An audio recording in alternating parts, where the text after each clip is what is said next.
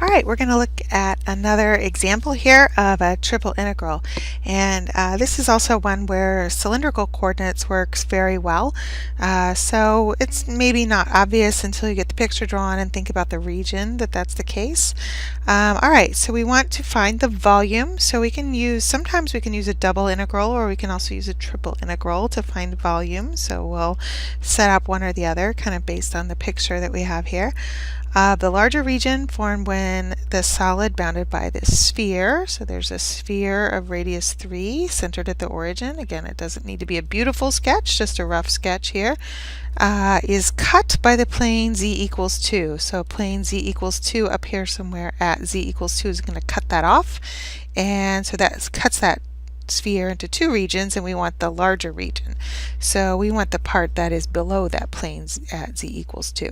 Alright, so when it slices that off, it's going to leave this circular flat part at the top here, where we've got z equals 2, a plane along the top there, and then I'm going to have this big bulgy part of the rest of the sphere here, and so the volume of that region is what we're interested in. Okay, so the fact that we have circular cross-sections parallel to the xy plane might indicate that cylindrical coordinates works pretty well. So the last example I did, the region was z-simple. You might notice that this region is not z-simple.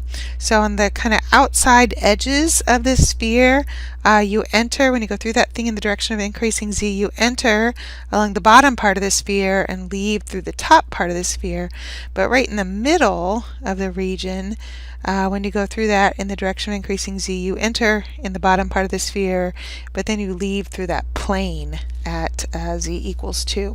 So this one is not z-simple. It is, however, r-simple. So that's a little harder to visualize. I'm going to start in the xy plane, but we want to think about going all up and down the region and make sure that also in the regions parallel to the xy plane. Alright, so I'm kind of just going along what would be where our coordinate axes are and thinking about if I start at r equals 0 and I go outward, I start at r equals 0 and I leave through the surface of the sphere in every direction.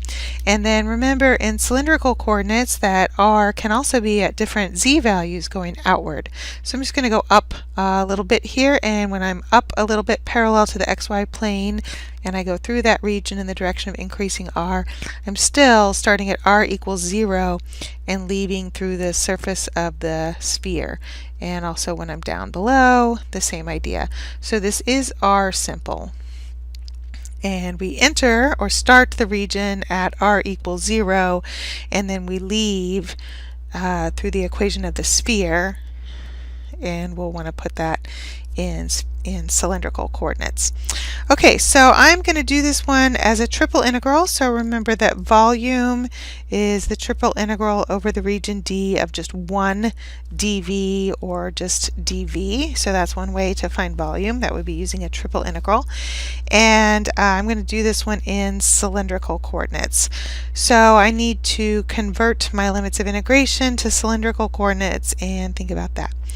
Alright, so the sphere, when I take the equation of that sphere, x squared plus y squared plus z squared equals 9, and I convert that to cylindrical coordinates, I'll substitute for x squared plus y squared, we get r squared. And then I'll need that solved for r. So when I do that, I actually get plus or minus the square root of 9 minus z squared. Remember that you don't actually need negative r values to cover all of r3. You really only need r values 0 and bigger. So I'm actually going to choose the positive one here so I don't have to worry about negative r values. So that's the equation of that sphere in cylindrical coordinates solved for r.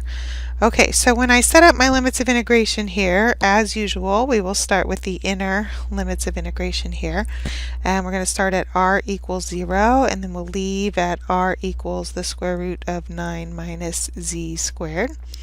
And then if we're going to integrate in cylindrical coordinates, remember we need that extra r that comes from the area of a a polar rectangle in polar coordinates, so the extra r is part of your differential.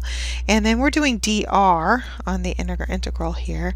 And then our outer limits of integration will be in terms of z and theta. All right, so you can probably look at the picture. I'm going to put theta on the outermost integral. You can probably look at the picture and see that theta, we're wrapping all the way around on that region, so theta is going to go 0 to 2 pi.